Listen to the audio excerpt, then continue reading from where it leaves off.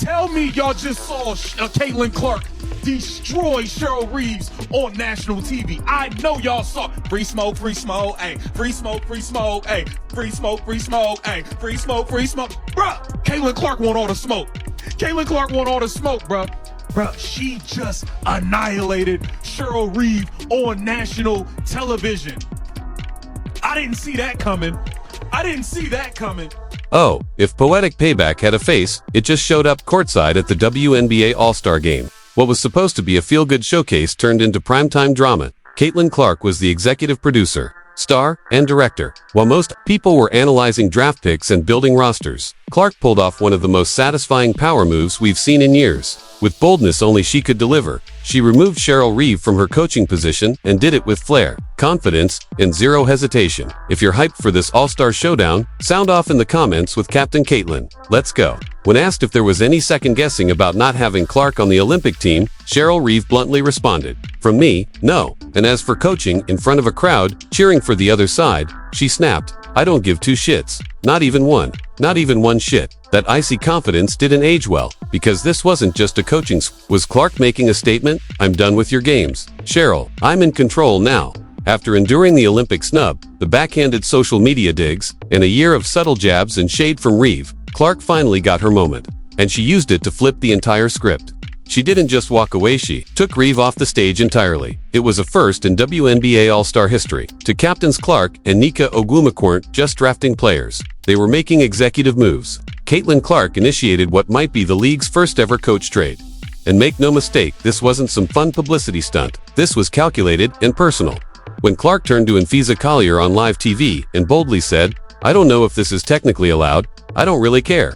We already decided we're trading coaches." You could feel the temperature in the room shift. That wasn't just leadership, that was pure swagger. That was Clark turning months of tension into one televised mic drop. Originally, Clark was set to be coached by Cheryl Reeve, while Collier's squad would be under the direction of New York Liberty's Sandy Brondello. But Clark made a bold move, sending Reeve to the other bench and bringing Brondello over to lead her team. Cheryl Reeve probably assumed she'd quietly slide into the All-Star weekend. Maybe even thought Clark would keep things professional and play under her like the past never happened. But Clark doesn't forget Dan. She certainly doesn't bend for people who spent the last year tearing her down instead of lifting up the league's most marketable star. So, with cameras rolling and fans watching, Clark and Collier traded coaches. It was rumored Reeve was relieved, even grateful. "Thank God I don't have to coach Caitlin Clark." Some joked she might have said behind closed doors, "I'd have to swallow too much pride. I can't do that." Maybe Reeve even called in a favor. "Fee, please talk to Caitlin for me. I just can't do it." Especially with Reeve's upcoming book release. The optics of coaching Clark would have been, well, complicated. But here's the difference between champions and petty power players. Champions, remember, Clark recalled every condescending tweet, every shady remark, every awkward no answer. So when the chance finally came to put the narrative in her own hands, she didn't hesitate. She swapped out Reeve and brought in Brondello, who just led the Liberty to back-to-back WNBA Finals appearances and secured a title. That's not just a coaching change. That's a serious upgrade. And Brondello, she rolled with it like a pro. In fact, her teenage son even texted her saying, "Mom, you got traded." She laughed it off, brought positive energy, and walked into the role with exactly the kind of vibe Clark wants around her. No baggage, no egos, just basketball and winning. People are starting to notice the trend. Caitlin Clark first had Chrissy Sides, then Stephanie White, both coaches with their own ideas of using her off the ball. Now here comes Brondello, who might be the one to show Clark what she's truly been missing. The setup, the spacing, the offense tailor-made to highlight her gifts. It's like a preview for the recruitment race of 2028. Meanwhile, Cheryl Reeve had to sit and watch this all play out on national TV. The same coach who tried to control Clark's narrative now had to watch her be completely erased from Clark's orbit. And let's not forget, Reeve isn't just any coach. She's also Collier's head coach with the Minnesota Lynx. So sure, the trade made sense, but the real drama stemmed from Reeve's long-standing criticism of Clark's stardom. From dismissive tweets like "the W is more than one player," to vague excuses when pressed about leaving Clark off the Olympic roster, Reeve built a brand as the ultimate Clark skeptic. So now picture this: Clark, who was supposed to be under Reeve's leadership, flips the tables in front of millions, hands the clipboard to Brondello, and builds her own super team in the process. Let's talk about that roster. It's not just stacked, it's unfair. Caitlin Clark, Aja Wilson, Sabrina Ionescu, Kelsey Mitchell, Gabby Williams, Jackie Young. That's not a lineup. That's a demolition crew. She's got herself at the point, Sabrina at shooting guard, Sablé on the wing, Boston at the 4, and Wilson anchoring the paint. That's an all-star starting 5 with championship DNA. You think?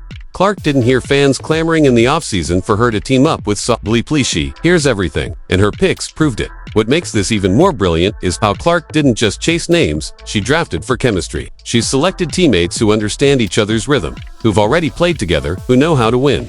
She picked Aaliyah Boston first overall, a bold and loyal move. Then brought in Kelsey Mitchell, keeping the Fever Trio united. In Indianapolis for All-Star Weekend, these weren't just fan-pleasing picks. These were calculated, trust-driven choices from someone who's tired of letting others write her story. And then, Gabby Williams, Sonia Citron, Kiki Irafin, Jackie Young, and Kayla Thornton, all handpicked by Clark. Every player selected was someone she's either played with, respected deeply, or who's never crossed her on social media. No rivals, no drama, just winners. As fans said online, Caitlin Clark just picked her friends. That's not favoritism. That's building a drama-free winning culture. The fans knew exactly what happened. Social media erupted the moment Clark made the swap. Comments like "Caitlin just straight up fired Cheryl Reeve from coaching the All-Star game" flooded timelines. Supporters were overjoyed, cheering, laughing, and breathing sighs of relief. Reeve wouldn't be coaching Clark, and fans couldn't be happier. No one was fooled. This wasn't some random draft twist. This was Caitlin Clark taking control of her narrative. Meanwhile, over in Team Reeve's camp, the scrambling began. The seasoned coach who'd spent the better part of a year questioning Clark's role in the league had just been completely outmaneuvered by a second-year player with a sharper vision and bigger reach. Reeve tried to minimize Clark's stardom, and Clark responded by minimizing Reeve's presence. Let's be real. This wasn't about X's and O's. This was a full-blown power move. Caitlin Clark showed the entire WNBA that she's no longer content to play nice with the old guard. She's a franchise-altering presence, now one who calls the shots, rewrites the rules, and shakes up the league at will. So when Cheryl Reeve sat in that press conference, clearly salty, tossing jabs at the Fever and brushing off Clark's decisions, Caitlin Clark responded in kind, not with words, but with action. She got her crusted blueberry muffins self-removed from the All-Star sideline with one swift trade. Clark wasn't about to let that kind of energy anywhere near her team. Why fans are calling her Gangster Clark? Because whatever Gangster Clark wants, Gangster Clark gets. Gangster Clark gets.